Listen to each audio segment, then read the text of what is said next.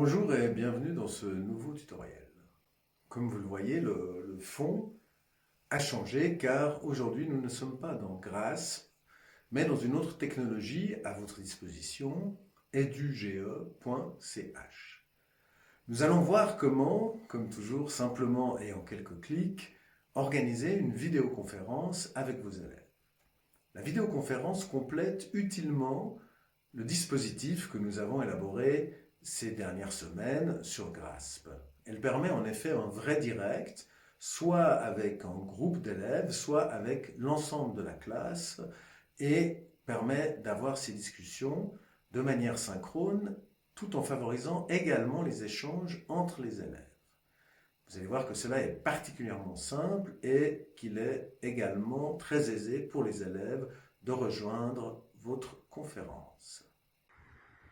Rendez-vous sur eduge.ch en tapant l'adresse dans la cartouche de navigation. Vous arrivez sur une page de ce type, cliquez sur le triangle qui symbolise le Drive.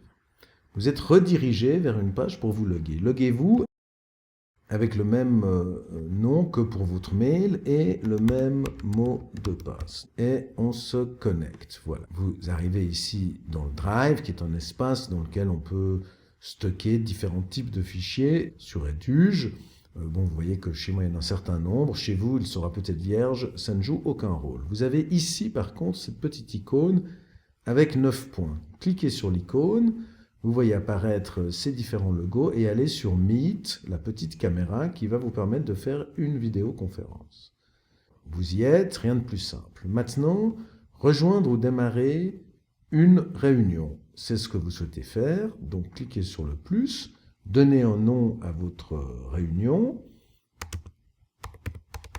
un nom discriminant si possible, donc celui-là est plutôt mauvais, et cliquez sur Continuer. Vous vous trouvez dans une interface de ce type, vous autorisez le micro, évidemment, vous autorisez la caméra. Et à ce moment-là, vous voyez ce que verront vos élèves à l'écran. Maintenant, cliquez sur Participer à la réunion et vous avez ici ces informations qui s'affichent. Ce qui est important, c'est l'information de connexion que vous avez ici. Vous pouvez donc d'un simple clic les copier.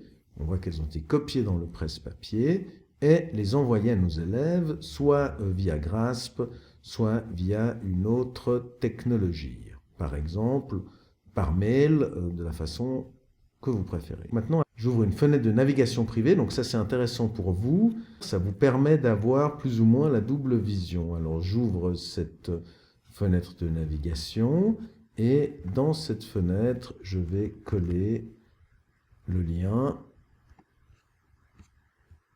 Voilà, que j'ai envoyé à mes élèves. Enter, et voilà, je suis maintenant un élève. Je me retrouve devant cette page-là.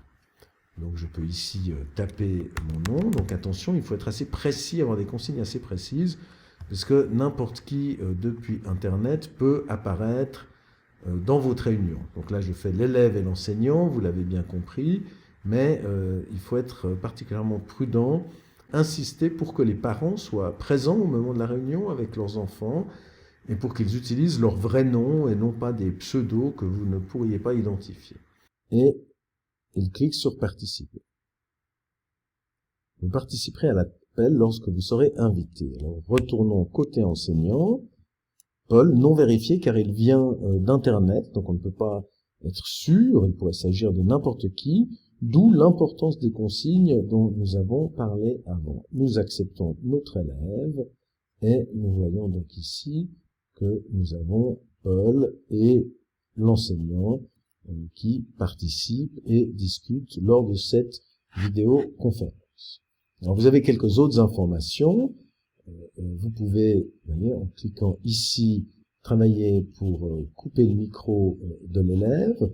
Il faut demander aux élèves d'arriver avec le micro éteint, sinon vous avez un tohu-bohu de grande intensité durant votre conférence, mais vous pouvez vous intervenir pour les couper.